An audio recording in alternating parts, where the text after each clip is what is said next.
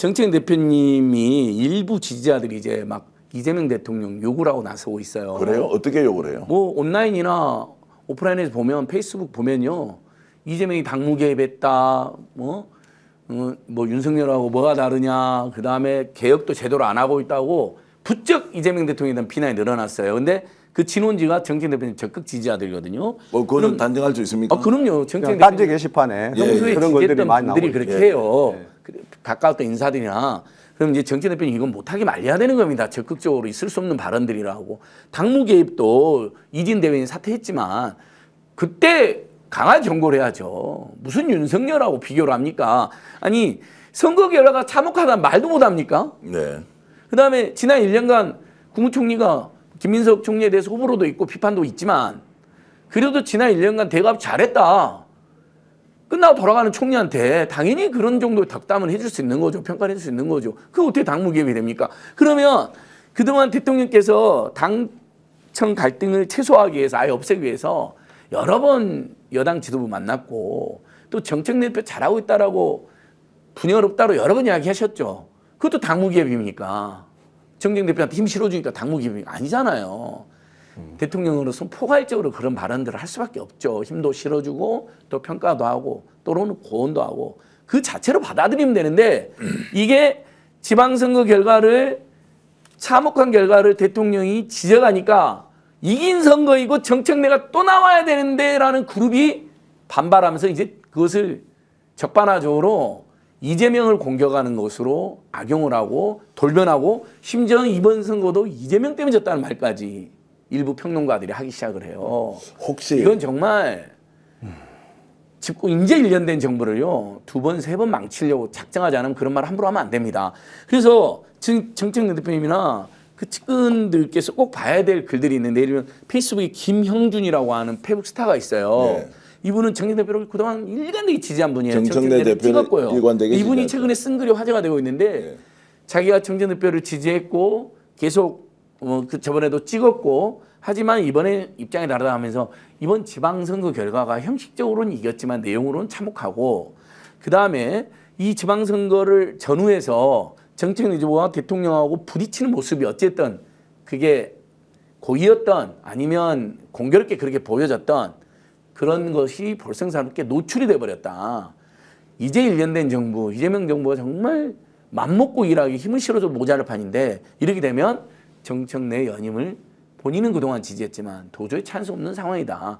이런 글들이 지금 늘어나고 있거든요. 정책 내 대표님을 지지했던 분들 중에도 이런 글들은 정말 귀담아 정말 마음을 열고 성찰하면서 봐야 되지 않을까요? 그 좀 솔직하게 대답해 주십시오. 이게 사태 파악을 잘못하고 있는 것은 첫 번째 오독, 잘못 읽은 것. 근데 지금 뭐 상식적으로는 그렇게 잘못 해석할 수가 없는 건데 그래서 지금 나오는 이야기 중에 근본적으로 정청래 대표는 이재명 대통령을 좀 낮추어 본다 또는 얕잡아 본다 이런 부분은 어때요? 정치인들끼리 뭐 연배도 비슷하고 대통령이 한 뭐 30살 정도 한 3살 정도 많으실 것 같은데 2살입니다. 2살 네. 정도 많으실 것 같은데 82학번이고 우리 정책 대표님 재수한 5학번이니까 84학번이니까 예. 뭐 몇 살 차이 안 나고 그러니까 그다음에 먼저 본인이 정치 입문했고 예. 예전에 정동영 그룹 때도 또 더 본인이 선임이었고. 예, 상급자가 정책 대표님이었고 예. 그러니까 아니, 근본적으로 그런 것이 없으면 저렇게 할 수 그런 있느냐는 지적들이 있죠. 민주당 안팎에서 정 대표님이 그리고 예전에 그리고 유명한 말도 했잖아요. 아, 난 싫어 뭐 예. 이재명 싫어 그냥 했던 뭐 그런 말도 말도 했잖아요. 이제 지금 소환되고 있죠. 그럼에도 불구하고 이재명 내란 극복과 윤석열 김건희 정권과의 투쟁 또 이재명 대통령 만들기 앞장선 분이기 때문에 다 그런 거 잊었죠 사람들이. 네. 근데 요즘에 하는 행동을 보면 그런 지적이 다시 되살아날 수밖에 없는 상황이죠. 그래서 대표님이 정말 이러시면 안 됩니다. 저는 호소드리고 싶어요. 설령 저는 그래서 저번 방송 우리 스페이스 나왔어도 정말 이번 지방선거 그동안 잘했다 하더라도 지방선거 결과에 대해서는 책임을 져라는 여론이 많다라고 저도 쓴소리를 했고 그랬더니 이제 적극 지지자분들 막 저를 공격하시더라고. 제가 공격받는 건 괜찮아요. 정말 저희들이 피눈물 나게 걱정되는 건 이재명 정부에 힘을 실어줘도 모자랄 여당이 네. 지금 오히려 갈라치기와 분열과 엄청난 싸움이 발생해갖고 서로 간의 모욕과 멸칭이 횡행하는 상태 됐잖아요.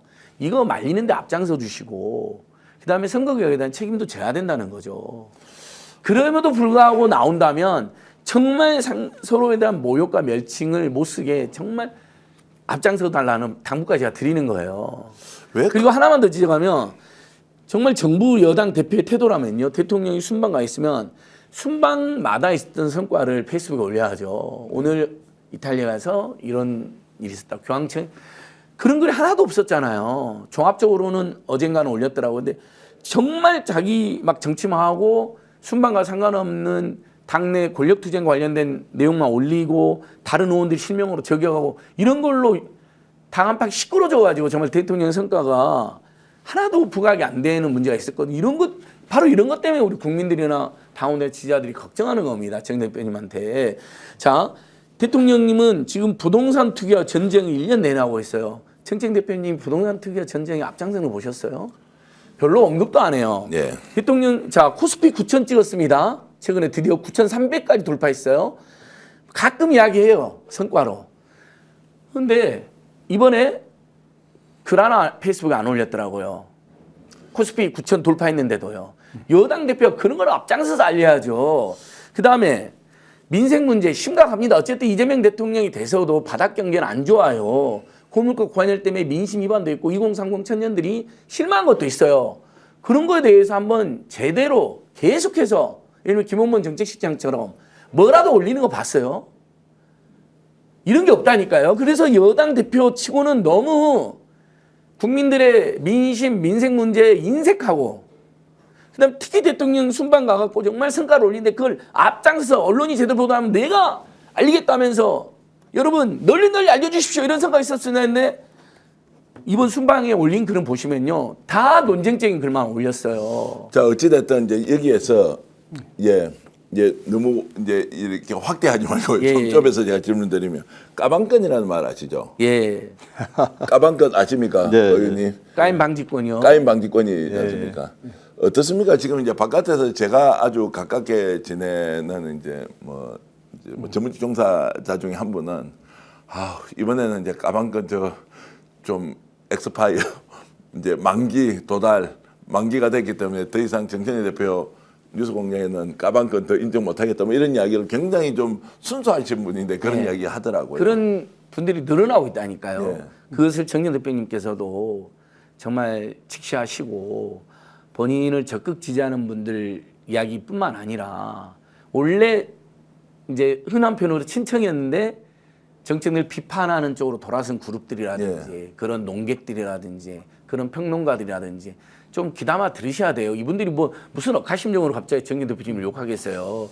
조기현 의원님하고 저희가 민주당이 잘 되고 정진 대표님이 잘해갖고 이재명 정부가 성공하면 정진 대표님 업고 다니죠. 그럼 연임 한들 뭐 예, 방송을 해주고 아니 뭐 왜 너무 연임 잘했고 만나면. 선거 결과도 너무 좋았어. 진짜 15대 1이었어. 그러면 나오지 말라는 사람이 있어. 야 나오지 마라가 망하겠다. 야 말이 안 된다. 야 대표님 나오시는 거고 더 잘할 자신 있는 사람이면 김민석이든 송영이든 우은식은 나오면 되지. 이렇게 해서 경쟁하라고 그러지. 나오면 안 되겠다. 책임져 이런 말 어떻게 합니까? 결과가 저는 정책 대표님 개인적으로도 좋아하고 친한 사람이에요. 예. 지금도 저는 그 대표님이 살아온 삶을 잘 알고 존경해요. 정책 대표님 막 멸칭 쓰는 사람도 있잖아요. 저는 일관되게 그런 멸칭은 안 되고 모욕 주면 안 된다 그래요. 모르시아는 말 써서는 안 돼요. 전직 대통령이 잘못한 게 있어도 모욕 줘서도 안 되고.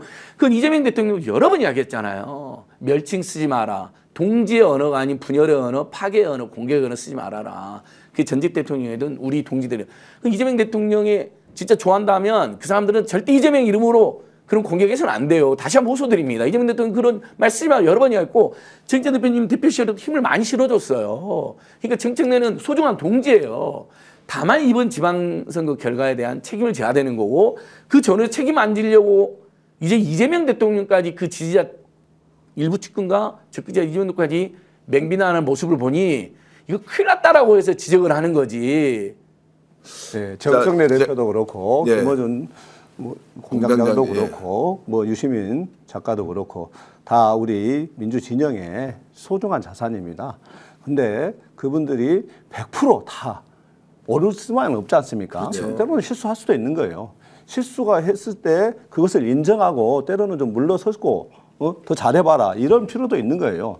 근데 지금 정청래 대표는 지금까지도 대통령을 위한다, 대통령과 함께한다 이렇게 표현을 계속해요.